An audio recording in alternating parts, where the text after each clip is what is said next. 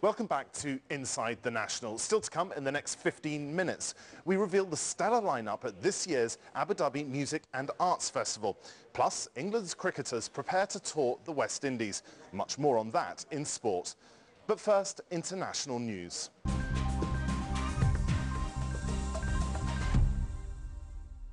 Ballot papers have started arriving at polling centres in Israel, a week ahead of the country's general election. Electioneering, delayed during the recent fighting in Gaza, has also stepped up, with the leaders of the two main parties talking tough. Israel must combine military force along with diplomatic initiative.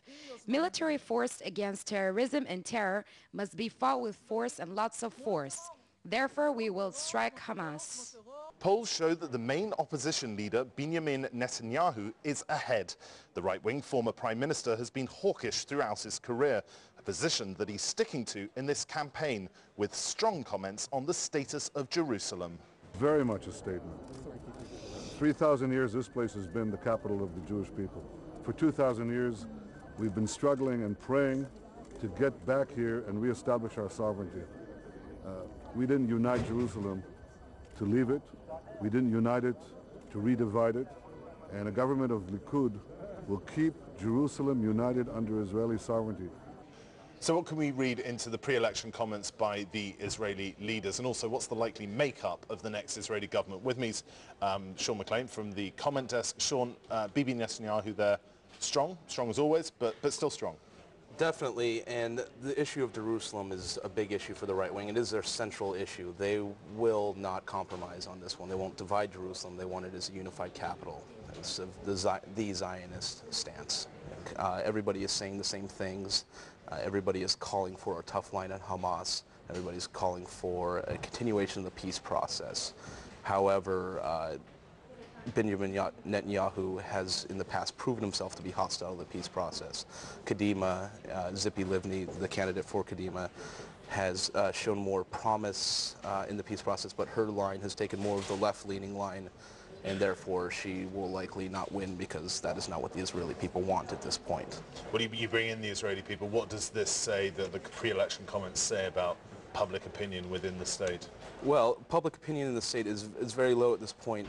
The biggest issue for Israeli voters is security. It's not peace, it's not Palestinian statehood, it's not even an end to terror attacks per se, it's just security. They don't really care about a Palestinian state, they care about the rocket stopping. And ironically, the Operation Cast Lead in Gaza led to a bigger boost for the right wing, because really it proved the right wing's policies right in the eyes of the Israelis, is that military action will bring apart sort of a truce, if not a continuation of the peace process, because that's really what the Israelis care about. They care about peace in the sense that they don't get bombed anymore, not that the Palestinians have a state. A manageable level of violence, as they call it, within Exactly. Israel. Let's look at what the possible makeup of the next government could be. It's very clear from the polls that Likud and Netanyahu are likely to come out on top. But what about the next coalition?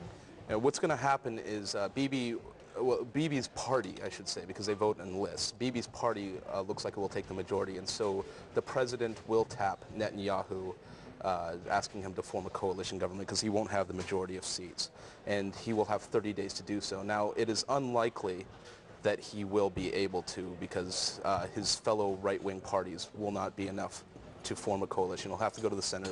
He may have to go to the left.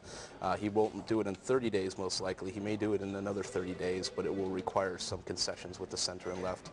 So we're probably looking at a coalition of at least Kadima and Likud, possibly Kadima, Likud, and Labour.